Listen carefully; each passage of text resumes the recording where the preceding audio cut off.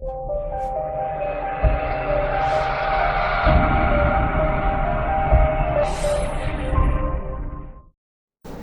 யோவான் 1ஆம் அதிகாரம், அந்த 1ஆம் அதிகாரம் முழுவதையும் பிற்பாடு 5ஆம் அதிகாரத்தின் 13ஆம் வசனத்தையும் வாசிக்க இருக்கிறோம்.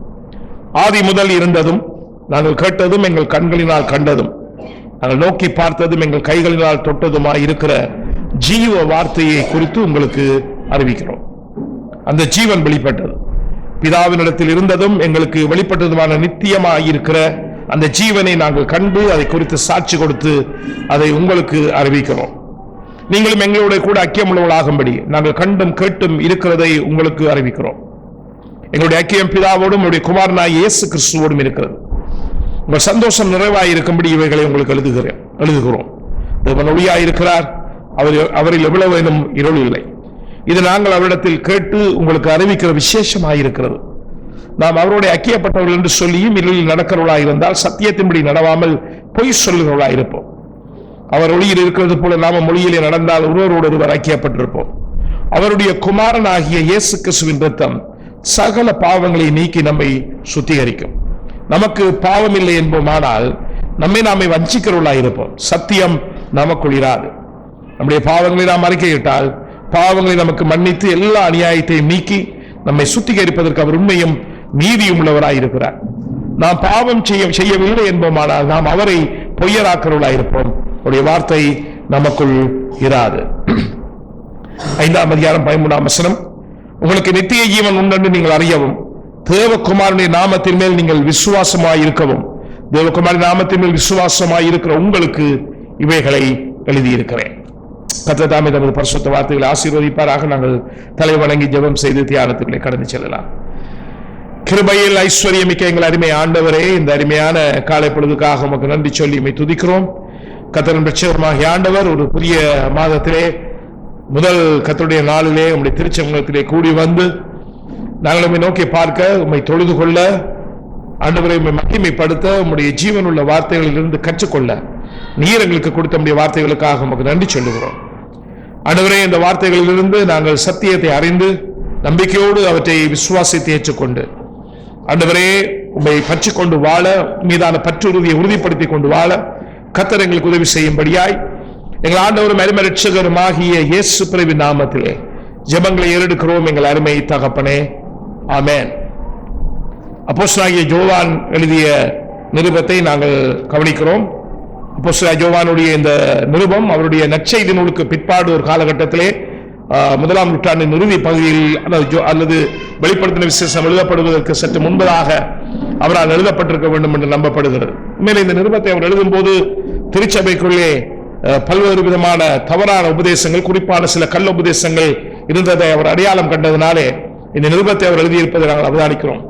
அவர் நற்செய்தி நூலுக்கு பிற்பதாக இது எழுதியிருக்கிறார். நாங்கள் நற்செய்தி நூலிலே அங்கே யூத கிறிஸ்தவர்களோடு இருந்த சில முரண்பாடுகள் இருந்தது நிமித்தமாக அந்த யூத கிறிஸ்தவர்கள் புறவின கிறிஸ்தவர் மத்தியிலான சில சவால்களையும் அவர் அங்கே எதிர்கொண்டிருப்பதை நாங்கள் அவதானிக்கிறோம். ஆனால் யோவான் நிருபத்துக்கு நாங்கள் வரும்பொழுது இங்கே அந்த சவால்களை குறித்து நாங்கள் வாசிப்பதில்லை. மாறாக வேறு விதமான ஒரு சூழ்நிலையிலே இங்கே அவர் அதை பேசி இருப்பதை நாங்கள் அவதானிக்கிறோம். குறிப்பாக அங்கே 1ஆம் அதிகாரத்தின் 1-4 வசனங்களிலே நாங்கள் கேட்டதும் நாங்கள் பார்த்ததும் நாங்கள் தொட்டதுமாய் இருக்கிற அந்த ஜீவ வார்த்தை என்று அவர் அங்கே குறிப்பிடுவதை நாங்கள் வாசிக்கிறோம். அங்கே இயேசு கிறிஸ்துவை குறித்து அவர் அங்கே பேசும்போது நாங்கள் எங்கள் கண்களினால் நாங்கள் கேட்டதும் எங்கள் கண்களினால் கண்டதும் நாங்கள் எங்கள் கைகளினால் தொட்டுவதுமாயிருக்கிற ஜீவ வார்த்தை என்று சொல்லி அவர் இங்கே குறிப்பிடுகிறார். முதல் 4 வசனங்களில் இதை குறித்து அவர் பேசுவதை நாங்கள் வாசிக்கிறோம். பிற்பாடு நாங்கள் வாசித்த 5ஆம் வசனத்திலிருந்து அவர் அங்கே கிறிஸ்துவோடு இருக்கின்ற ஐக்கியமும் ஒருவருக்கு ஒருவர் இருக்கின்ற ஐக்கியத்தை குறித்தும் பேசுகிறார். அதன் தொடர்ச்சியாக அவர் பாவத்தை நாங்கள் ஏற்றுக்கொண்டு வாழ்வதை பற்றி ஒரு குறிப்பை அவர் அங்கே பேசுவதை குறித்து நாங்கள் வாசிக்கிறோம். அந்த நிருபத்தை அவர் ஏன் எழுதினார் என்பதை நாங்கள் கேட்க வேண்டி இருக்கிறது. உண்மையிலே அந்த நிருபத்தை டொசட்டிசம் என்கிற ஒரு கள்ள உபதேசத்தின் சூழமைவிலே அவர் எழுதினார். ஏனென்றால் டொசட்டிசம் என்பது என்னத்தை விசுவாசித்தது என்றால், இயேசு கிறிஸ்து மாம்சத்தில் வரவில்லை. அவருடைய மாம்சம் என்பது ஒரு மாய தோற்றம் மாத்திரமே தவிர அது மெய்யான மாம்சம் அல்ல. ஏனென்றால் மாம்சம் பாவம் உள்ளது. எனவே இறைமகன் மாம்சத்தில் வந்திருக்க முடியாது. ஆகவே அவருடைய மாம்சம் என்பது வெறுமனே ஒரு மாய தோற்றமே தவிர உண்மையாகவே அவர் மாம்சத்தில் வரவில்லை என்று சொல்லி டொசட்டிசம் போதித்தது. எனவே இவ்விதமான கள்ள உபதேசக்காரர்கள் திருச்சபைகளை இருந்தார்கள். அதை அவர் எதிர்கொண்டுதான் அந்த நிருபத்தை அவர் எழுதுகிறார். இதை குறித்து அவர் 1 யோவான் 4ஆம் அதிகாரத்திலே அவர் பேசுவதை நாங்கள் அவதானிக்கிறோம். 3ஆம் வசனத்தில் சொல்லுகிறார், மாம்சத்தில் வந்த இயேசு கிறிஸ்துவை அறிக்க பண்ணாத எந்த ஆவியும் தேவனால் உண்டானதல்ல, வருமென்று நீங்கள் கேள்விப்பட்ட அந்த கிறிஸ்துவனுடைய ஆவியே அது இப்பொழுதும் உலகத்தில் இருக்கிறது என்று சொல்லி அவர் அங்கே குறிப்பிடுகிறார். ஆகவே அந்த காலகட்டத்திலேயே இயேசு கிறிஸ்துவின் மாம்சத்தை அவர் மாம்சத்தில் இந்த பூமிக்கு வந்தார் என்பதை மறுதளித்தவர்கள் அங்கே இருந்திருக்கிறார்கள். திருச்சபைக்குள்ளே அவர்களும் தங்களை கிறிஸ்தவர்கள் என்று நம்பி இருக்கிறார்கள். அவர்களும் தாங்களும் ரட்சிக்கப்பட்ட மக்கள், தாங்களும் கடவுளால் மீட்கப்பட்ட மக்கள் என்று தங்களை அறிக்கை செய்கிற மக்களாக இருந்திருக்கிறார்கள். ஆச்சரியமானது என்றால் இயேசு கிறிஸ்து உண்மையில் மாம்சத்தில் வந்திருக்காவிட்டால் ரட்சகர் இல்லை, அவர் எங்களுக்கு பதிலாளாக மரித்திருக்க முடியாது, அப்படின்னு சொன்னால் ரட்சகராகவும் இருக்க முடியாது, எங்களுக்கு ரட்சிப்பும் இருந்திருக்க முடியாது. ஆனால் இயேசு கிறிஸ்துவின் மாம்ச சரீரத்தை, மாம்சத்தில் இயேசு கிறிஸ்து வந்ததை மறுதளித்த ஒரு கள்ள போதனை இருந்த ஒரு காலகட்டத்திலே, அந்த கள்ள போதனை மத்தியிலே வாழ்ந்த மக்களுக்கு அவர் அதை எழுதுவதை நாங்கள் அவதானிக்கிறோம்.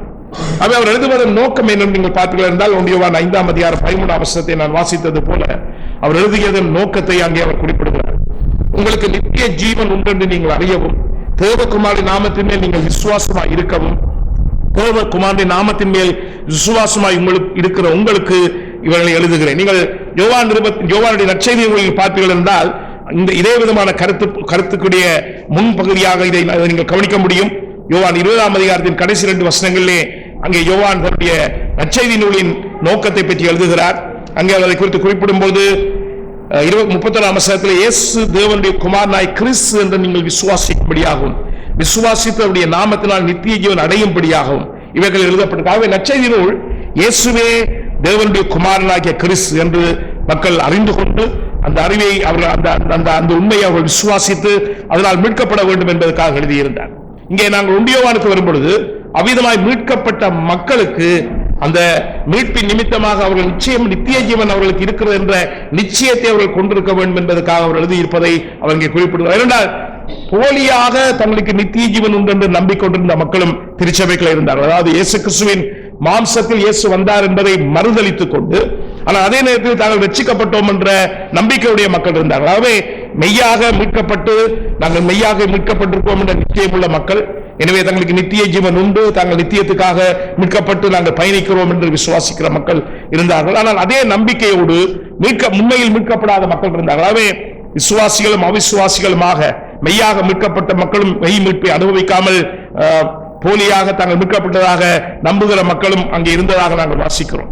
ஆகவே மெய்யாக மீட்கப்பட்ட மக்கள் தாங்கள் உண்மையாகவே ரட்சிக்கப்பட்டிருக்கிறோம் என்பதை எப்படி உறுதிப்படுத்திக் கொள்வது, உண்மையாகவே நாங்கள் மீட்கப்பட்டிருக்கிறோம் என்பது எங்களுக்கு எப்படி தெரியும் என்பதை குறித்து தான் அவர் அங்கே பேச முயற்சிக்கிறார். இது யோவானுடைய காலத்தில் மட்டுமல்ல, இன்றைக்கும் நமக்கு இருக்கிற சவால் தான். இரண்டால் எங்களை சூழ நாங்கள் ஒரு இலங்கையிலேயே கிறிஸ்தவர்கள் மெஜாரிட்டியாக வாழ்கிற ஒரு மாவட்டத்தில் இருக்கிறோம். எங்களுக்கு தெரியும், எங்களை சூழ கிறிஸ்தவத்தோடு தொடர்புள்ளது என்று சொல்லப்படுகிற பல்வேறு விஷயங்களை நாங்கள் ஒவ்வொரு நாளும் கவனிக்கக்கூடியதாக இருக்கிறது. ஆலயங்களிலே திருச்சபை தேவாலயங்களுக்கு கொண்டாட்டங்களும் புனிதர்களுடைய வழிபாடுகளும், ஒவ்வொரு தேவாலயங்களுடைய நினைவு நாட்களும் புனிதர்களுடைய வழிபாட்டு நாட்களுமாக நடக்கிறது. அவர்கள் தங்களை கிறிஸ்தவர்கள் தான் சொல்லிக் கொள்கிறார்கள். ஆகவே ரோமன் கத்தோலிக்க சிறுசபை திருச்சபை போப்பாருடைய தலைமையின் கீழ் அவர்கள் தங்களை கிறிஸ்தவர்கள் சொல்லிக் கொள்கிறார்கள். ஜெகோவா விட்னஸ் இந்த தெருவில் இருக்கிறார். அவர் இயேசு கிறிஸ்துவை கடவுள் இல்லை, அவர் இறைமகன் அவர் கிடையாது, அவர் இறைவனால் அனுப்பப்பட்ட ஒரு தூதர் தான். அவர் இறைமகன் என்று சொல்லப்படுவது உண்மையாக இறைவனுடைய மகன் கிடையாது, மாறாக கடவுளால் படைக்கப்பட்ட ஒருவர் தான் என்று நம்புகிறார்கள். திரியேகத்துவத்தை மறுதளிக்கிற ஜெகோவா விட்னஸ் போன்றவர்கள் இங்கே இருக்கிறார்கள். இந்த பக்கத்தில் நீங்க போனீங்கன்னா உப்பளத்துக்கிட்ட ஜீசஸ் ஒன்லி என்ற ஒரு குழு இருக்கிறார். அவர்களும் திருத்துவத்தை மறுதளிக்கிறார்கள். கடவுள் இயேசு கிறிஸ்து தான் கடவுள். ஒரு காலத்தில் அவர் பிதா என்ற முகமுடியோடும், பிறகு இயேசு என்கிற நபராகவும், இப்பொழுது பரிசுத்த ஆவி என்கிற முகமுடியோடும் உலகத்தில் இருக்கிறார். மற்றபடி கடவுள் ஒருவர் தான், அவர் இயேசு கிறிஸ்து தான் என்று விசுவாசிக்கிற மக்கள், இப்படி பல்வேறு விதமான நம்பிக்கை உள்ள மக்கள், கள்ள போதனைகளை நம்புகிற மக்களும் தங்களை கிறிஸ்தவர்கள் என்று சொல்லிக் கொள்வதை நாம பார்க்கிறோம். அப்ப நமக்கு எப்படி தெரியும் நம்ம உண்மையாவே கிறிஸ்தவர்கள் தான், நாம் சரியானதை தான் விசுவாசிக்கிறோம். ஒரு மனிதனுக்கு எப்படி தெரியும் தான் உண்மையாகவே விசுவாசிதான் என்றால், யோவான் சொல்லுகிறார், தங்களை சூழ மட்டுமல்ல, அங்கே திருச்சபைக்குள்ளே விதமான மக்கள் இருக்கிறார். அங்கே யோவான் எழுதுகிற அந்த 1ஆம் நூற்றாண்டு திருச்சபைகளின் மத்தியிலே, திருச்சபைகளுக்குள்ளே கள்ளோபதேசக்காரர்கள் இருந்தார். திருச்சபைக்குள்ளே அப்படின்னு சொன்னால் திருச்சபைக்குள்ளே உள்ளூர் திருச்சபையிலே விசுவாசிகளும் அவிசுவாசிகளுமான மக்கள் இருக்கிறார். அதாவது கடவுளை பற்றிய மெய்யான நம்பிக்கை கொண்ட மக்களும் கடவுளை பற்றிய பொய்யான நம்பிக்கை கொண்ட மக்களும் இருக்கிறார்கள். மெய்யாகவே ரட்சிக்கப்பட்டு தங்களை கிறிஸ்துவ என்று அடையாளப்படுத்துகிற மக்களும் இருக்கிறார்கள். போலியாக தங்களை அடையாளப்படுத்திக் கொள்கிற மக்களும் இருக்கிறார்கள். அப்படின்னு சொன்னால் எங்களுக்கு சவால் என்னன்னு சொன்னால், நாங்கள் ஒவ்வொருவரும் கேட்க வேண்டிய கேள்வி, நான் என்னை கிறிஸ்தவன் என்று அடையாளப்படுத்திக் கொண்டு நான் ரட்சிக்கப்பட்ட மனிதன் என்று சொல்கிறேன். எனக்கு எப்படி தெரியும் நான் உண்மையாக ரட்சிக்கப்பட்டவர்? எப்படி எனக்கு தெரியும் நான் உண்மையாக ரட்சிக்கப்பட்டவர்? எப்படி உங்களுக்கு தெரியும் நீங்கள் உண்மையாகவே ரட்சிக்கப்பட்டவர்கள் என்றால், வேதாகமம் கடவுளை விசுவாசிக்கிற மக்கள் தங்கள் மெய்யாகவே ரட்சிக்கப்பட்ட மக்கள் என்பதை நிச்சயமாக அறிந்திருக்க வேண்டும் என்று நம்புகிறார். உண்மையாகவே மீட்கப்பட்ட மக்கள் நித்தியத்துக்கு மீட்கப்பட்டிருக்கிறார்கள் என்பதை வேதாகமம் தெளிவாக பேசியிருக்கிறது. ஆகவே ஒருபோதும் வேதாகமம் மெய்யாகவே மீட்கப்பட்ட மக்கள் தங்களுடைய மீட்பை குறித்து சந்தேகம் உள்ளவர்களாக இருக்க வேண்டும் என்று எதிர்பார்க்கவில்லை. நிச்சயமாக வேதாகமம் மெய்யாகவே மீட்கப்பட்ட மக்கள் தங்கள் வாழ்நாளிலே இந்த பூமியிலே வாழும் பொழுது அந்த நிச்சயத்தோடு வாழ வேண்டும் என்றுதான் எதிர்பார்க்கிறது. அதனால்தான் வேதம் முழுவதும் அந்த உண்மை தெளிவாய் பேசப்பட்டிருக்கிறது. ஒரு தடவை ஒரு மனிதன் உண்மையாக ரட்சிக்கப்பட்டால் அவன் நித்தியத்துக்கு மீட்கப்படுகிறான், அவன் தற்காலிகமாக மீட்கப்படுவது. ஒரு மனிதனுடைய ரட்சிப்பு வந்து போகிற ஒரு விஷயம் அல்ல. நான் இந்த வருஷத்தில் இயேசு கிறிஸ்துவை ஏற்றுக்கொண்டு இந்த வருஷத்திலிருந்து இந்த வருஷம் வரைக்கும் நான் ரட்சிக்கப்பட்ட ஒரு கிறிஸ்தவனாக இருந்தேன். இந்த வருஷத்தில் இந்த காரியத்தின் நிமித்தமாக, இந்த செயலின் நிமித்தமாக, இந்த விளைவின் நிமித்தமாக நான் ரட்சிப்பை இழந்து விட்டேன். திரும்பவும் ஒரு 5 வருஷத்துக்கு பிறகு நான் திரும்ப ரட்சிக்கப்பட்டு இப்பொழுது ரட்சிக்கப்பட்டு, அப்படி கிடையாது. அப்படி ரட்சிப்பு வந்து போகிற ஒரு விஷயம் கிடையாது. வேதாகமம் ரட்சிப்பு என்பது நித்தியத்துக்குமாக நடைபெறுகின்ற ஒரு நிகழ்வு என்பதையும், ஒரு மனிதன் கடவுள் ஒரு மனிதனை ரட்சிக்கும் பொழுது அவனை நித்தியத்துக்குமாக ரட்சிக்கிறார் என்பதையும், அந்த ரட்சிப்பிலிருந்து அவன் ஒருபோதும் விலகிச் செல்வதில்லை என்பதையும், அவன் அந்த ரட்சிப்பிலே கடவுளால் காக்கப்படுகிறான் என்பதையும், அது மாத்திரமல்லாமல் அவன் அவிதமாக ரட்சிக்கப்பட்டிருக்கிற இந்த நம்பிக்கையோடு நிச்சயத்தோடு வாழ வேண்டும் என்றும் எதிர்பார்க்கிறார். அதனால்தான் வேதாகமம் பல்வேறு இடங்களிலே இதை பேசியிருக்கு. ஆனால் பல சந்தர்ப்பங்களிலே எங்கள் எல்லாருக்கும், எனக்கும் சரி உங்களுக்கும் சரி, நான் உண்மையில ரட்சிக்கப்பட்டிருக்கேனா என்ற கேள்வி வாழ்க்கையில் வந்திருக்கா? யோசிச்சு பாருங்க. நான் இப்படி செய்கிறேனே, இது உண்மையாக நான் ரட்சிக்க? ஏனால் பிசாசு பல நேரங்களில் எங்களிடத்தில் வந்து எங்களை குற்றப்படுத்துகிறான். அவன் ஆதி முதல் மனித கொலைபாதகனும் அவன் குற்றப்படுத்துகிறான். அவங்களுக்கு தெரியும், நாங்கள் ஜோபு சம்பவத்தில் வாசிக்கிறோம். ஜோபு உண்மையாய் விசுவாசிக்கவில்லை. அவன் நீர் அவனுக்கு நன்மைகளை செய்கிறீர்கள், அதனால அவன் உண்மை பற்றுகிறா இருக்கிறான். நீர் அவனை சோதிப்பீரா இருந்தால், அல்ல அவனுக்கு தீமைகளை அனுமதிப்பீரா இருந்தால் அவன் அந்த உண்மையான பற்றுறுதியிலிருந்து விலகி சென்று விடுவார் என்று பிசாசு சொல்லுகிறது. அப்படி யோபை பற்றி மட்டுமல்ல, அந்த ஜோபின் கதை எங்கள் ஒவ்வொருவரை பற்றிய கதை, ஒவ்வொரு மீட்கப்பட்ட பரிசுத்தவான்களை பற்றிய கதை. என்றால் பிசாசின் பிடியிலிருந்து அவனுடைய இருளின் ராஜ்யத்திலிருந்து கடவுளங்களை மீட்டெடுத்து இருக்கிறார். எனவே பிசாசு என்ன செய்ய முயற்சிக்கிறார்? பிசாசு மீட்கப்படாத மக்களை பற்றி அதிக அக்கறை செலுத்துவதில்லை. அவர்களோடு அவனுக்கு பெரிய போராட்டம் ஒன்றுமில்லை. ஏன்? அவர்கள் அவனுடைய ஆதிக்கத்தின் கீழ், ஆட்சியின் கீழ் மனக்கண்கள் குருடாக்கப்பட்டு அவனுக்கு அடிமைகளாக வைக்கப்பட்டிருக்கிறார்கள். எனவே அவன் அவர்களோடு மெனக்கிட வேண்டிய அவசியம் பெரிய அளவில் இல்லை. ஆனால் தன்னுடைய கட்டுப்பாட்டிலிருந்து கிறிஸ்துவால் மீட்கப்பட்ட மக்களை, விடுவிக்கப்பட்ட மக்களை திரும்பவும் தன்னென்று இழுத்துக் கொள்ள வேண்டும் என்று அவன் முயற்சிக்கிறான். அதனால்தான் பேதுரு சொல்லுகிறார், பிசாசு எவனை விழுங்கலாம் என்று கட்சிக்கிற சிங்கம் போல வகை தேடி அலைகிறான் என்று சொல்லுகிறார். அவன் மிகவும் தந்திரசாலியாக இருக்கிறார் என்று சொல்லுகிறார். அவன் தந்திரத்தால் நம்மை விழுத்த பார்க்கிறான் சொல்லி அவர் சொல்லுகிறார். ஆனால் கிறிஸ்தவ மக்களை ஒருபோதும் பிசாசு ஜெயம் கொள்ள முடியாது என்பதை வேதம் பேசுகிறது. யோவான் நற்செய்தியிலே யோவான் சொல்லும் போது, இதை குறித்து பேசும்போது, நாங்கள் 5ஆம் அதிகாரத்தில் 24ஆம் வசனத்திலே வாசிக்கிறோம். இயேசு கிறிஸ்து தெளிவான முறையிலே தம்முடைய நற்செய்தி, தன்னுடைய வாழ்நாளிலே அவர் மீட்பை குறித்து பேசும்போது இவ்விதமாய் குறிப்பிடுவதை வாசிக்கிறோம். யோவான் 5ஆம் அதிகாரம் 24ஆம் வசனத்திலே நீங்கள் கவனிக்கலாம்.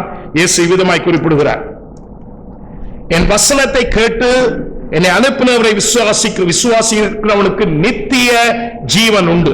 அவன் ஆக்கினை தீர்ப்புக்கு உட்படாமல் மரணத்தை விட்டு நீங்கி ஜீவனுக்கு உட்பட்டிருக்கிறான் என்று மெய்யாகவே உங்களுக்கு. ஒருவன் எப்பொழுது சத்திய வசனத்தை ஏற்றுக்கொண்டு விசுவாசித்து, கேட்டு அதை விசுவாசித்து, ஆண்டவர் இயேசு கிறிஸ்துவின் பாவங்களுக்காக மரித்து பிசாசின் ஆட்சியிலிருந்து என்னை விடுதலையாக்கி தன் அன்பின் அரசுக்குள் என்னை கொண்டு வந்திருக்கிறார் என்று விசுவாசிக்கிறானோ, அப்பொழுது அவனுக்கு நித்திய ஜீவன் கிடைக்கிறது என்று சொல்லுகிறார். எப்பொழுது நாங்கள் விசுவாசிக்கிறோமோ, மெய்யான பக்தர்கள், மெய் பக்தர்கள், மெய் கிறிஸ்தவர்கள் மெய்யாகவே மனம் திரும்பி இயேசு என் பாவங்களுக்காக இந்த பூமிக்கு வந்து மரித்து என்னை மீட்டு படைப்பினத்தை கடவுளோடு ஒப்புரவாக்கும்படியாக அவர் அழகை அல்லது பிசாசை ஜெயித்திருக்கிறார் என்று சொல்லி நாங்கள் விசுவாசித்து, நாங்கள் பாவம் மன்னிப்படையும்படியும் மீட்படையும்படியும் அவர் மீது எங்கள் நம்பிக்கையை வைக்கிறோமோ, மனம் திரும்பி, அப்பொழுது நாங்கள் நித்தியத்துக்கு என்றும் வாழ்வை அடைந்திருக்கிறோம், நித்திய வாழ்வை அடைந்திருக்கிறோம். நாங்கள் அடைந்திருப்பது மீட்கப்படும் மக்கள் மீட்கப்படும் போது அடைவது ஒரு தற்காலிகமான வாழ்வு கிடையாது.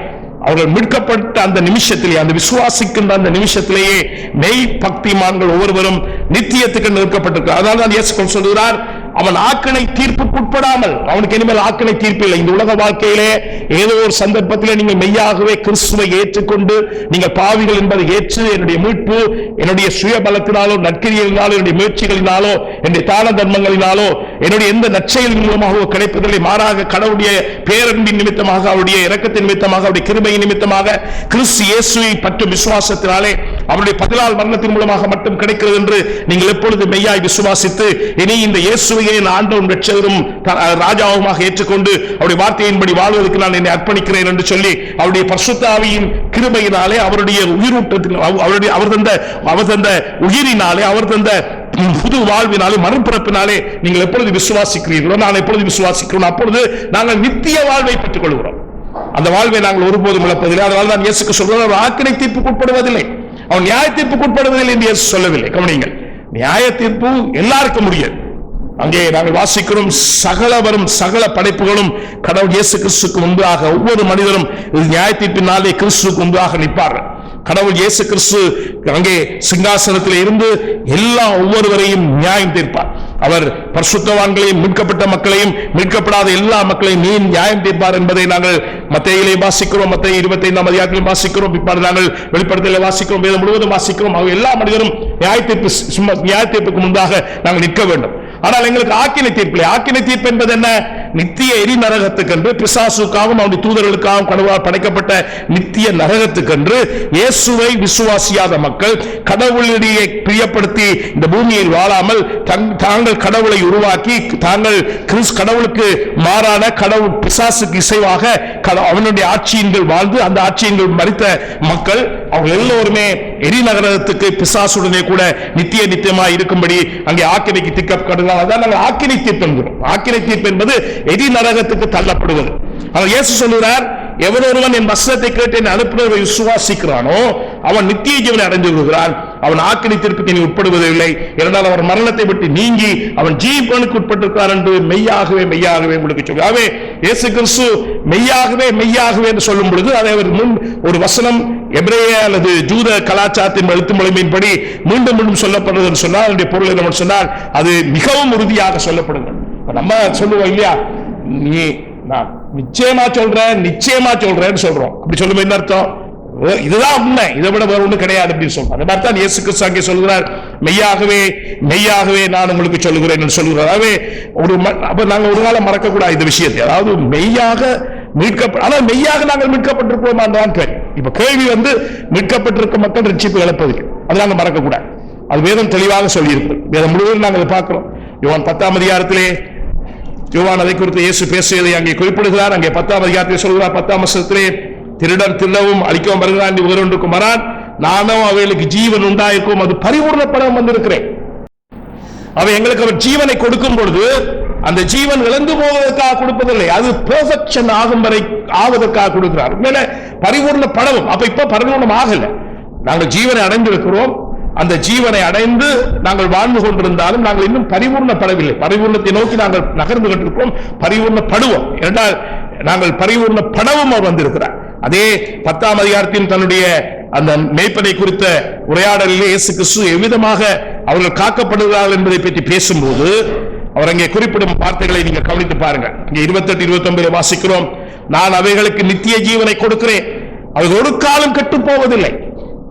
மெய் பக்திமான்கள் இதை ஒரு காலம் மறக்க கூடாது. சின்ன பிசாசு சொல்லுவான், நீ ரட்சிக்கப்பட்டவன் கிடையாது, நீ ரட்சிக்கப்பட்டவன் இப்படி செய்திருக்க மாட்டேன், நீ ரட்சிக்கப்பட்டவன் தான் இது நடந்திருக்காது உனக்கு, நீ ரட்சிக்கப்பட்டவன் உனக்கு இந்த இழப்பு ஏற்பட்டிருக்கார், கடவுள் மீது உண்மையாவே நேசமா இருந்து நீ அவருடைய பிள்ளையா இருந்தால் இது உனக்கு செய்திருப்பாரா, அல்லது நீ இப்படி செயல்பட்டிருப்பியா என்றெல்லாம் பிசாசுகளை வஞ்சிக்க முயற்சி பண்ணோம். அதனால இயேசு சொல்கிறார், நான் அவைகளுக்கு நித்திய ஜீவனை கொடுக்கிறேன், அவைகள் ஒரு காலம் கட்டுப்போவதில்லை, ஒருவனும் அவைகளை என் கையிலிருந்து பறித்துக் கொள்வதும் இல்லை. மீட்கப்பட்ட ஒவ்வொரு மனிதர்களும் அந்த நிச்சயம் உணவாக இருக்க வேண்டும். என்னால் மீட்கப்பட்ட மக்கள் ஒவ்வொருவரும் கடவுளுடைய கைகளிலே அவர்கள் இருக்கிறார்கள். நாங்கள் கடவுளுடைய கைகளில் இருப்பதனாலே கடவுளுடைய கையில் இருந்து எங்களை பறித்துக் கொள்ள ஒருவனாலும் முடியாது என்று சொல்லி அங்கே இயேசு கிறிஸ்து குறிப்பிடுகிறார். அங்கே 21 சொல்லுகிறார், அவைகளை எனக்கு தந்த என் பிதா எல்லாரும் பெரியவராயிருக்கிறார், அவைகளை என் பிதாவின் கையில் இருந்து பறித்துக் கொள்ள ஒருவனாலும் கூட. நாங்கள் இரட்டை கைகளினால் பிடிக்கப்பட்டிருக்கிறோம். ஒன்று கிறிஸ்துவினுடைய கை, மற்றது பிதாவினுடைய கை. இந்த ரெண்டு கைகளும் எங்களை பிடித்திருக்கிறது மீட்புக்கென்று. எனவே இந்த ரெண்டு இரட்டை கைகளின் பிடியிலிருந்து ஒருவரும் பறிக்க முடியாது. கடவுளுடைய கையிலிருந்து எந்த மனுஷனாலும் எங்களை பறிக்க முடியாது. ஏன்னா நாங்கள் மீட்புக்கென்று குமாரனாகிய கடவுளாலும் பிதாவாகிய கடவுளாலும் ஒன்று சேர்ந்து பிடிக்கப்பட்டிருக்கிறோம். அவ்விதமாக இரட்டை கைகளினால் பிடிக்கப்பட்டிருக்கிற எங்களை ஒருவரும் அந்த கையிலிருந்து பறித்துக் கொள்ள முடியாது. நாங்களே நினைச்சா கூட பறிக்க முடியாது. அவ்வளவுதான். நாங்களே நினைத்தாலும் கூட நாங்கள் மீட்பில் இருந்து விலகி செல்ல முடியாது. ஏனென்றால் நாங்கள் ரெண்டு கைகளினால் பிடிக்கப்படும். அதனால்தான் நாங்கள் எப்பொழுதும் சொல்லுவோம், அதாவது ரட்சிப்பின் பிடி என்பது குரங்கு பிடி அல்ல, பூனை பிடி. குரங்கு பிடி என்பது குரங்கு, தாய் குரங்கு என்ன செய்யும், அது மரத்துக்கு மரம் தாவும், குட்டி பிடிச்சுகள். அப்ப குட்டியில பலத்துல முழுக்க இருக்குது. குட்டி கையை விட்டு சென்னா முடிஞ்சு போச்சு.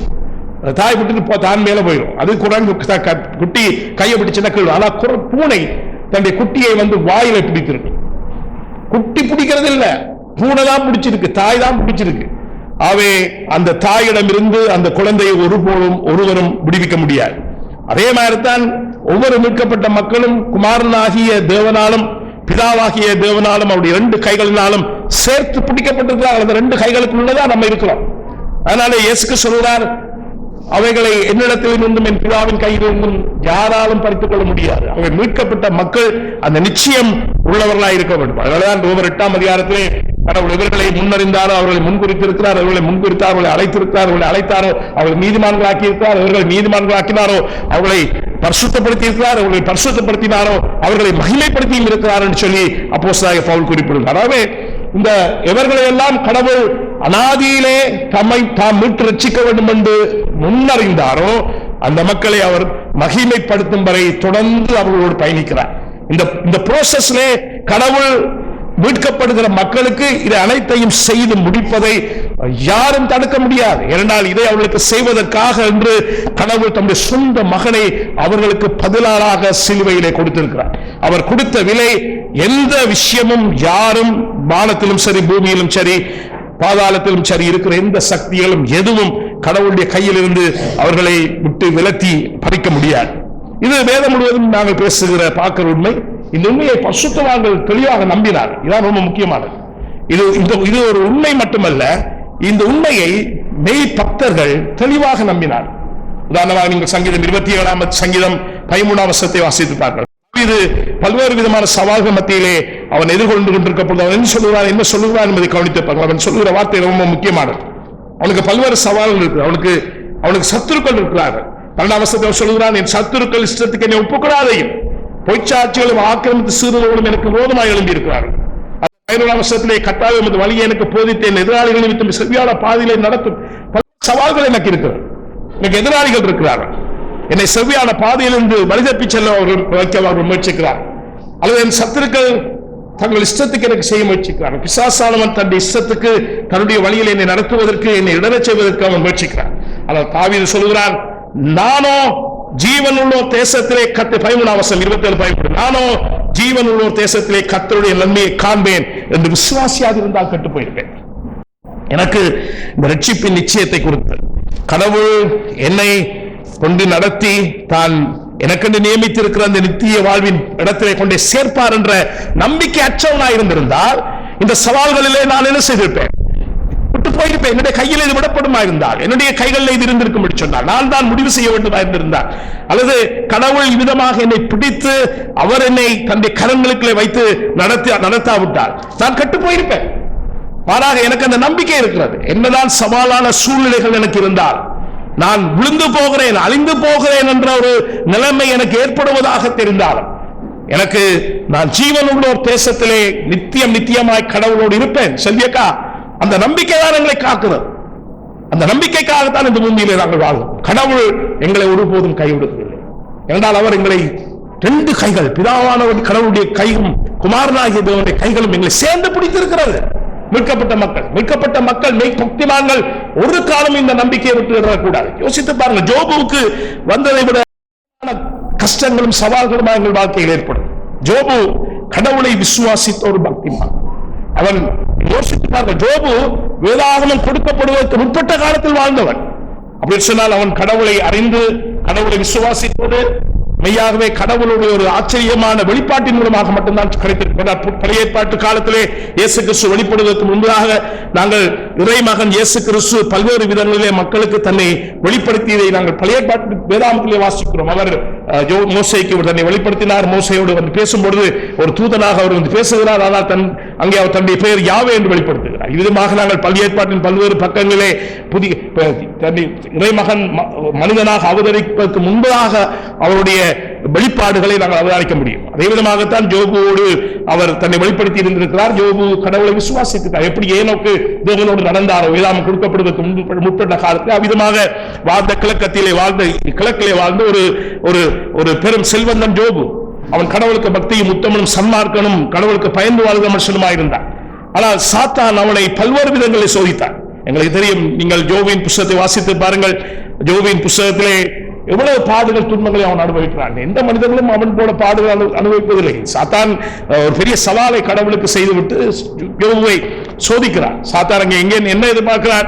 நிச்சயமாக யோபு கடவுளை மறுதளிப்பார். இது திரும்பவும் சாத்தான் கடவுளுக்கு விடுகிற சவால். நீர் அவளுக்கு இருப்பதை பறித்துக் கொள்வீர்கள் இருந்தால், அல்லது அவனுக்கு பறித்துக் கொண்ட போதும் அவன் கடவுளை நம்புவதை விட்டு விலகாத போது நீர் அவருடைய சரத்தை வாதிப்பீர் என்று சொன்னால், அவன் நிச்சயமாக உண்மை விட்டு விலகுவான், உன்னுடைய தன்னை நம்பிக்கையை விட்டு வெளியில் வருவார் என்று சொல்லி அங்கே சொல்வதை வாசிக்கிறோம். ஆனால் இந்த எல்லா பாடுகள் துன்பங்கள் மத்தியிலும் அங்கே யோபு என்ன சொல்கிறார் என்பதை வாசித்து பாருங்கள். யோபின் புத்தகம் 10ஆம் அதிகாரத்தின் 25-27 வசனங்களில் ஆச்சரியமான யோபின் நம்பிக்கையை வாசிக்கிறோம். இந்த நம்பிக்கைகளால் அந்த மக்கள் பல்வேறு சவால்கள், பாடுகள், பிரச்சனைகள் மத்தியிலே நாங்கள் கடவுளை நம்பிக்கையோடு பற்றி கொண்டு வாழ்வதற்கு காரணமாயிருந்தது. பாருங்கள், 25 வாசிக்கிறேன். என் மீட்பர் உயிரோடு இருக்கிறார் என்றும் அவர் கடைசி நாளில் பூமியின் மேல் நிற்பார் என்றும் நான் அறிந்திருக்கிறேன். என் மீட்பர் உயிரோடு இருக்கிறார். யோபு ஒரு உத்தமனும் சன்மார்க்கனும் கடவுளுக்கு பயந்து வாழுகிற மனிதனும் என்று அவனை குறித்து திரும்பவும் கடவுள் அறிக்கையிடுவதை வாசிக்கிறோம். ஆனால் அவன் நான் உத்தமன் என்பதனாலே நான் உயிரோடு இருப்பேன் என்று சொல்லவில்லை. சொன்ன என் மீட்பர் உயிரோடு இருக்கிறார். எனக்கு என்னதான் பாடுகள் துன்பங்கள் இருந்தாலும் எனக்கு ஒரு விஷயம் நிச்சயமாய் தெரியும். எனக்கு சவால்கள் இருக்கிறது. என்னுடைய பிள்ளைகள் தான் செத்து போயிட்டாங்க. எனக்கு சொத்துகள் எல்லாம் இழந்து போய்விட்டேன். நான் பெரும் பணக்காரனாக இருந்தேன், செல்வந்தனாக இருந்தேன், பெயர் பெற்ற கிழக்கத்தி புத்திரர்களை பெயர் பெற்ற ஒரு மனிதனாக இருந்தேன். இந்த எல்லாமே ஒரு நாள் பொழுதிலே என்னை விட்டு அகன்று போய்விட்டேன். நான் நல்ல தேக ஆரோக்கியம் உள்ளவனாக இருந்தேன். இப்பொழுது நான் ஒரு சாம்பலிலே சாக்கு உடுத்தி கண்டு உட்கார்ந்து இருக்கிறேன். என்னுடைய உடம்பெல்லாம் சொறி சிறங்காக இருக்கிறது. நான் ஓட்டினால் என்னை தேய்த்துக் கொண்டிருக்கிறேன். அந்த அளவுக்கு சொறி என்னை தாங்க முடியவில்லை. என்னுடைய உடம்பு முழுவதும் இரத்த வீராக கிடக்கிறது. நான் உண்மையில ஒரு குப்பையை போல ஒரு கிடக்கிற ஒரு மனுஷனாக இருக்கிறேன். இது சடதியாக யோபுக்கு வந்தது, யோபுக்கு ஏன் நடந்தது தெரியாது. ஆனால் அந்த சூழ்நிலையிலும் யோபுடைய நம்பிக்கையை நீங்கள் யோசித்து பாருங்கள். என் மீட்பர் உயிரோடு இருக்கிறார் என்றும் அவர் கடைசி நாளில் பூமியின் மேல் நிற்பார் என்றும் நான் அறிந்திருக்கிறேன். இந்த என் தோல் முதலானவை அழுகி போன பின்பு நான் என் மாம்சத்தில் இருந்து தேவனை பார்ப்பேன். அவரை நானே பார்ப்பேன், அந்நிய கண்கள் அல்ல. என் கண்களை அவரை காணும். இந்த வாஞ்சையால் என் உள்ளந்திரியங்கள் எனக்குள் சோர்ந்து போகும். ஆச்சரியமான விசுவாசம். என்ன நம்பிக்கை! என் மீட்பர், அவரின் மீட்பர், அவருடைய கைகள் தான் நான் இருக்கிறேன். என்னுடைய சொத்துக்கள் போகலாம், என்னுடைய சரீரம் அழிந்து போகலாம், என்னுடைய தோல் அழுகி போகலாம், என்னுடைய தோல் அழுகி கொண்டிருக்கிறது. ஆனால் எல்லாவற்றுக்கும் மத்தியில் என்னுடைய நம்பிக்கை என்ன? கடவுள் எனக்கு வாக்களித்ததை எனக்கு கொடுப்பார். என் மீட்பர் என்னை அவர் மீட்பதற்காக தன்னையே கொடுத்திருக்கிறார். அப்படின்னு சொன்னால் வேதங்கள் கொடுக்கப்படாத, வேதாகமம் எழுத்துப்படியாய் கொடுக்கப்படாத காலத்திலேயே கடவுளின் மீட்பர்.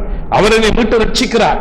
அவர் என்னை ரட்சிப்பதனாலே நான் எவ்வளவுதான் என்னுடைய வாழ்க்கையிலே பாடுகள் துன்பங்கள் வந்தாலும் நான் இந்த நம்பிக்கையை விட்டு வழி விலகி செல்ல மாட்டேன் என்பதை அவன் வெளிப்படுத்துவதை நாங்கள் வாசிக்கிறோம். ஏதான் சங்கீதம் 23 தாவீது சொல்லுகிறார். 6ஆம் வசனத்தை பாருங்க. 6ஆம் வசனத்தின் கடைசி பகுதியிலே நான் கர்த்தருடைய வீட்டிலே நீடித்த நாட்களாய் நிலைத்திருப்பேன். ஆமென். நான் கர்த்தருடைய வீட்டிலே நீடித்த நாட்களாய் நிலைத்திருப்பேன். இதுதான் அந்த நம்பிக்கை. ரட்சிக்கப்பட்ட மக்கள் ஒருபோதும் தங்களுடைய ரட்சிப்பை குறித்து சந்தேகப்படக்கூடாது. ஏன், என்ன காரணம்? அவர் ரட்சித்தவர் உடன்படிக்கையின் கர்த்தர், உடன்படிக்கையின் ஆண்டவர். எங்கள் பாவங்களுக்கு பதிலாக தன்னுடைய சொந்த மகனையே எங்களுக்காக கொடுத்தவர். அதனால்தான் மல்கியா 3ஆம் அதிகாரத்தின் 6ஆம் வசனத்திலே இஸ்ரவேல் மக்களை பார்த்து கடவுள் சொல்கிறார், நான் கர்த்தர், நான் மாறாதவர், ஆகவே நீங்கள் அழிந்து போகவில்லை என்று கடவுள் அங்கே சொல்லுகிறார். ஆகவே அவர்கள் காக்கப்படுவதற்கான ஒரே காரணம் என்ன? நாங்கள் காக்கப்படுவதற்கான ஒரே காரணம் என்ன? மீட்கப்பட்ட மக்கள் நாங்கள் காக்கப்பட்டிருப்பதற்கான ஒரே காரணம் என்ன? யாவே எங்கள் கடவுள் எங்களை மீட்க வேண்டும் என்று சித்தம் கொண்டார். பிசாசின் அடிமைத்தனத்தில் எங்களை மீட்டு ரட்சித்து நாங்கள் நித்திய ஜீவனை பெற்றுக்கொள்ள வேண்டும் என்று அவர் விரும்பினார். அதற்கென்று அவர் எங்களை முன்னறிந்தார். அதற்கென்று தம்முடைய குமாரனை எங்களுக்கு பதிலாக மரிக்கும்படி கொடுத்தார். பல நேரங்களில் நாங்கள் யோசிக்கலாம், நாங்கள் பல சந்தர்ப்பங்களிலே நாங்கள் கடவுளை விட்டு விலகிச் செல்கிற மக்களாக இருந்திருக்கோம், எப்படி எங்களுக்கு நிச்சயம் தெரியும் என்று சொல்லி யோசிக்கலாம். காரணம், மீட்பு எங்களுடைய செயலிலோ அல்லது எங்களுடைய நற்கிரியைகளிலோ தங்கியில்லை. உண்மையிலே நாங்கள் மீட்கப்படுவது கடவுளுடைய பேரன்பிலும் அவருடைய பெரிய கிருபையிலும் தான் இருக்கு. அதனால்தான் ஓசியாவிலே நடைமுறையிலே அவர் அதை காண்பித்தார். அதாவது சோரம் போகிற ஸ்திரியை நீ திரும்பவும் திரும்பவும் திருமணம் செய்ய என்று கடவுள் சொல்கிறார். எவ்விதமாக என்னுடைய மக்கள் என்னை விட்டு வழி விலகி போனாலும் நான் அவர்கள் மீது கொண்ட தாய் அன்பு நிமித்தமாக பேரன்பு நிமித்தமாக அவளை திரும்பவும் திரும்பவுமாக என்னிடத்தில் இழுத்துக் கொள்கிறேன் என்பதை கடவுள் அங்கே காண்பித்தார். ஆகவே என்னுடைய மீட்பு முழுவதும் கடவுள் யார் என்பதில் தான் தங்கி இருக்கிறது, நாங்கள் யார் என்பதில் அல்ல. அடிப்படையில் கடவுள் யார் என்பது தான் தங்கியிருக்கிறது. அதனால் மீட்பை குறித்து நாங்கள் யோசிக்கும் பொழுது, கிறிஸ்தவ வாழ்க்கையை குறித்து நாங்கள் யோசிக்கும் போது கடவுளிலிருந்து நீங்கள் ஆரம்பிக்க வேண்டும், நாங்கள் ஆரம்பிக்க வேண்டும், எங்களில் இருந்தல்ல. நான் இன்றைக்கு மீட்கப்பட்ட மனிதனாக இருக்கிறேன் என்று சொன்னால், இத்தனை வருஷமாக இருக்கிறேன் என்று சொன்னால், நீங்கள் இருக்கிறீர்கள் சொன்னால் அதுக்கு அடிப்படை காரணம் நீங்கள் ஒரு சிறந்த கிறிஸ்தவராக இருந்தது அல்ல. நீங்கள் உங்கள் வாழ்க்கையில் உங்களுடைய கட்டித்தனத்தினால் உங்களை காத்துக் கொண்டதனால் அல்ல, மாறாக கடவுள் உங்கள் இரட்சகராக இருந்ததனால், கடவுள் தன்னுடைய சொந்த மகனை எனக்காக உங்களுக்காக பதிலாளாக கொடுத்தது நிமித்தமாக. அதனால்தான் மீட்கப்பட்ட ஒவ்வொரு மக்களும் ரட்சிக்கப்பட்டோம் என்ற நிச்சயம் உள்ளவர்களாக இருக்க வேண்டும் என்று வேதம் எதிர்பார்க்கிறது. ஆனால் பிரச்சனை என்ன? இந்த நிச்சயத்தை சில நேரங்களிலே உண்மையில் மீட்கப்படாத மக்கள் கூட கொண்டிருக்கலாம். நான் ஏற்கனவே சொன்னது போல இன்றைக்கு பல்வேறு விதத்திலே வேதாமத்துக்கு விரோதமான பல்வேறு விஷயங்களை செய்கிற மக்களும் கூட, வேதாமத்தின் உண்மைகளுக்கு தங்களை அர்ப்பணிக்காத மக்களும் கூட, அல்லது வேதாமத்தின் உண்மைகளுக்கு விரோதமான கள்ள உபதேசங்களை நேரடியாக போதிக்கிற நம்புகின்ற மக்களும் கூட, அந்த திருச்சபைகள் சொல்லப்படுகிற அந்த அமைப்புகளை சார்ந்திருக்கிற மக்களும் கூட தாங்கள் மீட்கப்பட்டிருக்கிறோம் நம்புகிறார். எனவேதான் அப்போஸ்தலனாகிய யோவான் இங்கே என்ன செய்ய முயற்சிக்கிறார் சொன்னால், மீட்கப்பட்ட மக்கள் தாங்கள் உண்மையாக மீட்கப்பட்டிருக்கோம் என்பதை உறுதியை எப்படி உறுதிப்படுத்திக் கொள்வது? எனக்கு எப்படி தெரியும் நான் உண்மையாக ரட்சிக்கப்பட்டிருக்கிறேன்?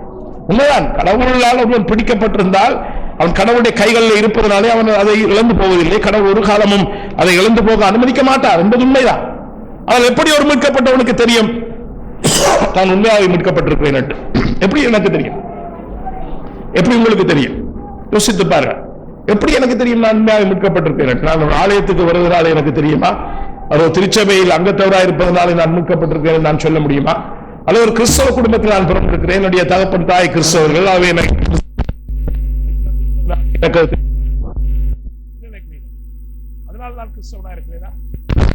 அப்படி சொல்ல முடியுமா? நான் கிறிஸ்தவ குடும்பத்தில் பிறந்திருக்கிறதால் இங்கே உண்மையில் என்ன செய்ய முயற்சிக்கிறார் சொன்னால், ஒரு கள்ள உபதேசம் நிறைந்த ஒரு சூழமையில் இந்த விஷயத்தை அவர் எழுதும் போது, ஒரு மனிதன் தான் மீட்கப்பட்டதான் என்பதை உறுதிப்படுத்துவதற்கான 4 அம்சங்கள் இருக்கிறார். முதலாவது, ஒன்று இறைவனுடைய வார்த்தை. இறைவனுடைய வார்த்தையில் இருந்தால் நான் உங்களுக்கு இப்பொழுது வாசித்தேன். ஒரு மனிதன் மீட்கப்பட்டிருப்பதை குறித்தும் ஒரு மனிதன் மீட்பில் நிச்சயம் உள்ளவனாக இருக்க வேண்டும் என்பதை குறித்தும் இறைவனுடைய வார்த்தை எங்களுக்கு தெளிவாய் போதிக்கிறது. அவை கடவுளுடைய வார்த்தை விசுவாசிகளாகிய மக்களுக்கு, அதாவது அவருடைய குமாரனை விசுவாசிக்கிற மக்களுக்கு நித்திய ஜீவன் உண்டு என்ற நம்பிக்கையை கொடுக்கிறது. யோவான் 5ஆம் அதிகாரத்தில் இயேசு கிறிஸ்து தெளிவாக அதை பேசுகிறார். அதாவது வேதாகமம் தெளிவாக விசுவாசத்தினாலே நீதிமான் பிழைப்பான் என்று சொல்லுகிறார்.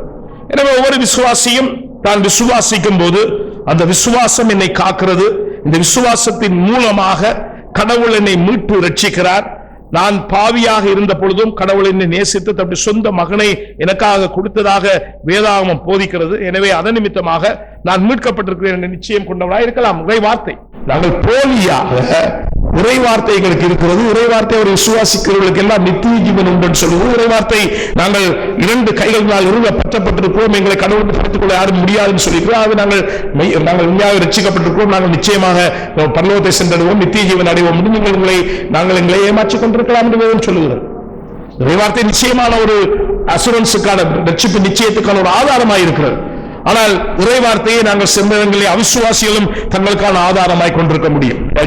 மாத்திரம். அல்லது இரண்டாவது இன்னொரு விஷயம் என்னோடு சொன்னால், எங்களுடைய விசுவாசம். இறை வார்த்தையை நாங்கள் விசுவாசிக்கிறோம். ரட்சிப்பின் நிச்சயத்தின் சாரம் விசுவாசத்தில் இருக்கிறது. எபிரேயர் 11ஆம் அதிகாரம் 1ஆம் வசனம் சொல்வது விசுவாசமானது நம்பப்படுவதையும் காணப்படாத நிச்சயமாயிருக்கிறது. நாங்கள் கடவுளை விசுவாசிக்கிறோம், இயேசுவை விசுவாசிக்கிறோம் என்று சொல்லுகிறோம். பிசாசும் விசுவாசிக்கிறோம். நாங்கள் மறந்து விசுவாசிக்கிற எல்லாரும் கிறிஸ்தவர்கள் கிடையாது. இயேசுவை இறைமகன் என்றே விசுவாசிக்கிறவர்கள் எல்லாரும் கூட கடவுள் பரிசுத்தாவியாகிய ஆண்டவர் என்று விசுவாசிக்கிறவர்கள் கூட இறைமகனாக இயேசு கிறிஸ்து பாவிகளுக்காக இந்த பூமிக்கு வந்து அவர்களுக்கு பதிலாக மரித்தார் என்பதை விசுவாசிக்கிறவர்கள் கூட ரட்சிக்கப்பட்டவர்களாக இருக்க வேண்டிய அவசியம் இல்லை. ஏன்னா இதெல்லாம் பிசாசு விசுவாசிக்கிறது. ஏன்னா பிசாசு இயேசுவிடத்திலே கேட்கிறான், அந்த தாவீதின் மகனே நீங்கள் அழித்து விடவான் இருந்து பூமிக்கு வந்திருக்கிறீர்கள் என்று கேட்கிறார். அப்ப அவனுக்கு தெரியும் பிசாசின் வல்லமைகளை அழித்து விட இயேசு இந்த பூமிக்கு வந்தார் என்பதை பிசாசு அறிந்திருக்கிறார். அவர் இறைவனுடைய மகன் என்பது அவனுக்கு தெரியும். கடவுள் திரியேக ஆண்டவர் என்பது அவருக்கு தெரியும். கடவுள் இந்த உலகத்திலே அங்கே பாவத்தில் இருந்து மனிதர்களை விடுதலையாக்க வந்திருக்கார் என்று தெரியும். அது அவன் பிசாசு விசுவாசித்து நடங்குகிறது என்று சொல்லி யாக்கோபு சொல்லுகிறார்.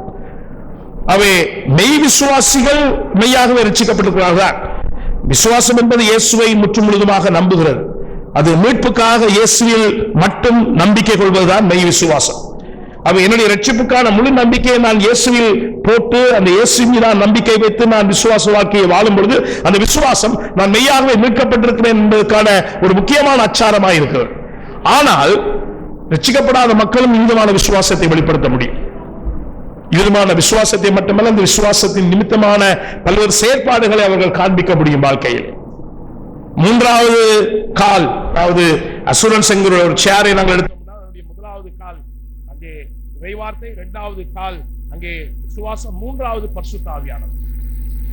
நாங்கள் வாசிக்கிறோம், உங்கள் ரட்சிப்பின் சுவிசேஷத்தை நீங்கள் ஏற்றுக்கொண்டு விசுவாசிகள் ஆன பொழுது பரிசுத்த ஆவியானவருக்குள் நீங்கள் முத்திரையிடப்பட்டிருக்கிறீர்கள் என்று சொல்லி அங்கே வேதம் சொல்லுகிறது.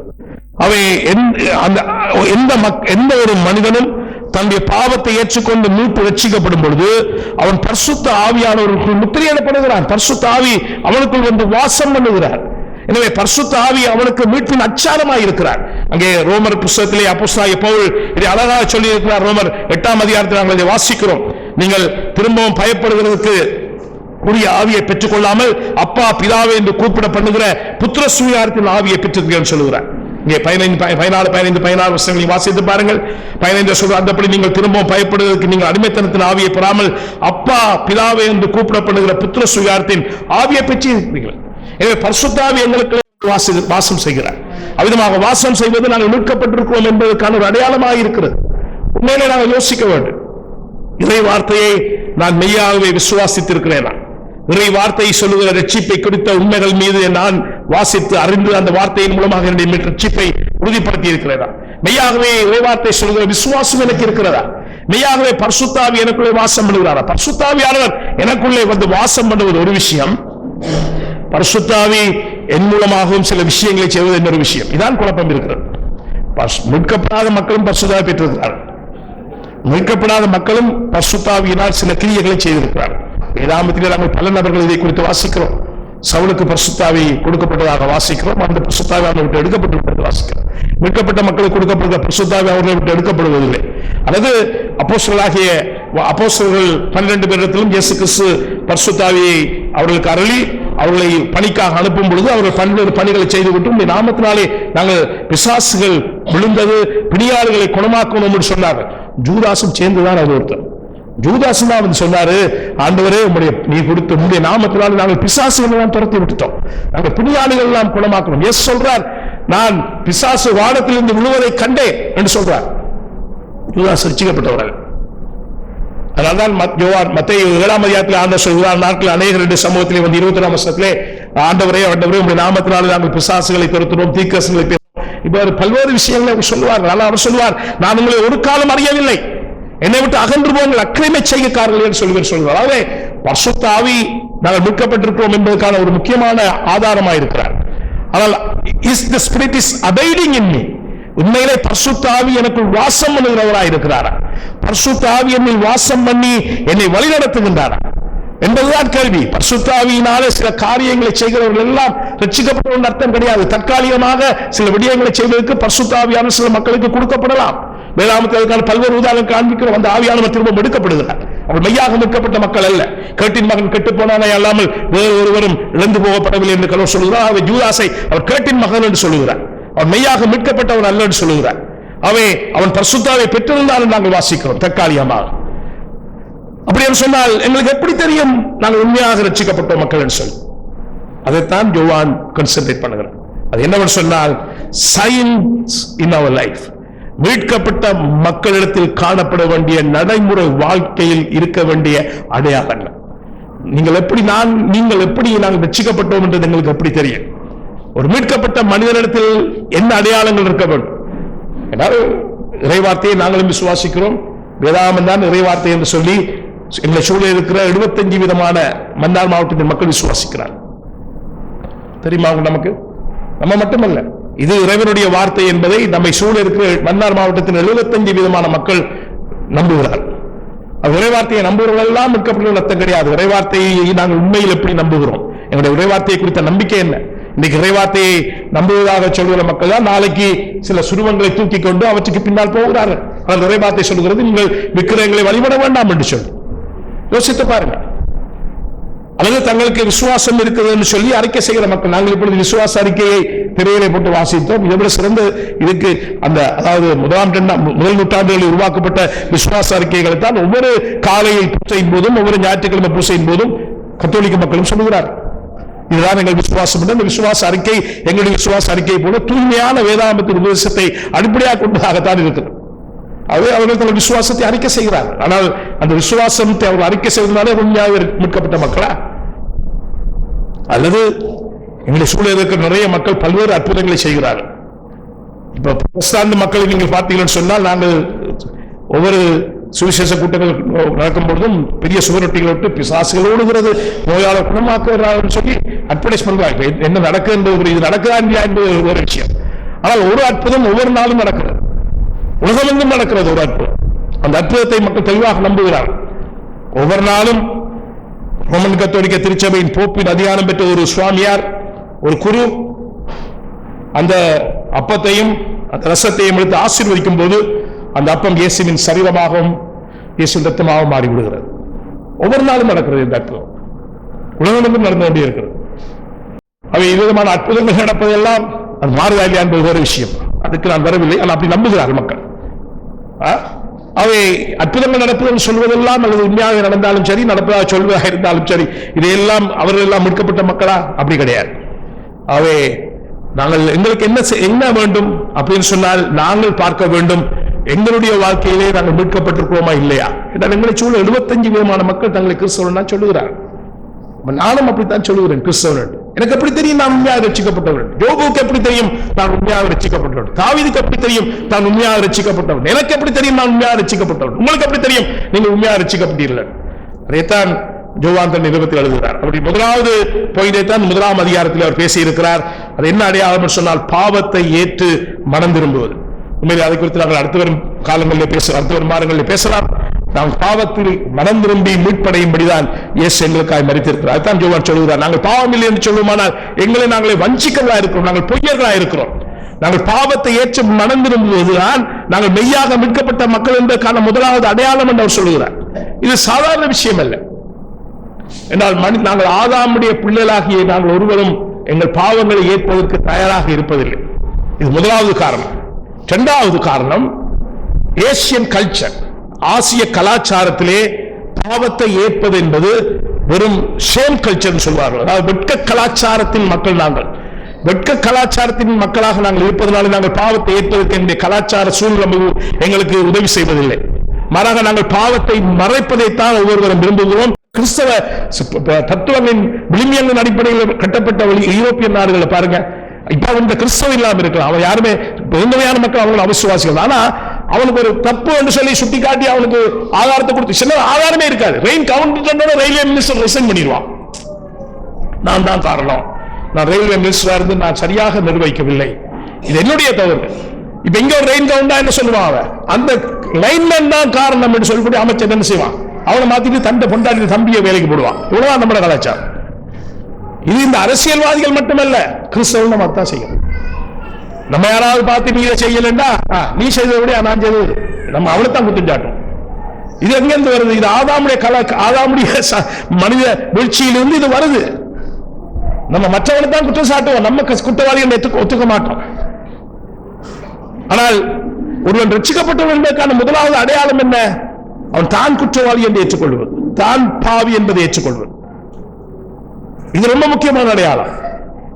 அவ்விதமான மக்களுக்கான மீட்புக்காகத்தான் கிறிஸ்து மரித்திருக்கிறார். அந்த மாதிரியான மக்கள் தான் பரிசுத்தாவினால் உண்மையாக நடத்தப்படுகிறார். அதான் இயேசு சொன்னார், உன் சகோதரனுடைய கண்ணில் இருக்கிற துரும்பை நீ பார்ப்பதற்கு முன்பாக உன்னுடைய கண்ணில் இருக்கிற பீமை, அதாவது அங்க பயன்படுத்தப்பட்டிருக்க வார்த்தை வந்து இந்த கூரைக்கு போடுற பீம் என்ற வார்த்தை. உங்க கண்ணில் பெரிய கட்டையே இருக்குது, அதனால சரியா பார்க்க கூட முடியாது, அதை நீ எடுத்து போடாம ஒரு சவுல இருக்கிற துரும்பை நீ பார்த்துக்கிட்டு இருக்க அப்படின்ற. ஏன்னா நம்ம எப்போதுமே நான் சரி மற்றவன் பிள்ளை என்ற மனப்பாங்கோடு தான் நாங்கள் எப்பொழுதும் சீவிக்கிற மக்கள். அதனால்தான் அது முதலாவது அடையாளமாக அப்போஸ்தலனாகிய பவுல் அங்கே யோவான் அங்கே குறிப்பிடுகிறார். அதை குறித்து நாங்கள் அடுத்து வரும் வாரங்களிலே கவனிப்போம். ஆனால் கடவுளுடைய மக்கள் எப்பொழுதும் அந்த மீட்பின் நிச்சயமான மக்களாக இருக்க வேண்டும் என்று கடவுள் எதிர்பார்க்கிறார். அது எந்த மாற்று கருத்தும் இல்லை. இங்க கவனித்து பார்த்தீங்கன்னா யோவான் தன்னுடைய நற்செய்தியை எழுதும்போது இயேசு கிறிஸ்துவின் மாம்ச பிறப்பை மறுதலிக்கிற ஒரு கூட்டம் மக்கள் வாழ்கிற சூழ்நிலை எழுதுகிறார். அந்த சூழ்நிலையிலும் மெய்பக்தர்கள் தாங்கள் உண்மையாக மீட்கப்பட்டிருக்கிறோம் என்ற நம்பிக்கையை அறிந்திருக்க வேண்டும் என்று அவர் விரும்புவதால் தான் இந்த அடையாளங்களை அவர் காண்பிக்கிறார். அதை குறித்து நாங்கள் தொடர்ந்து கவனிக்க இருக்கிறோம்.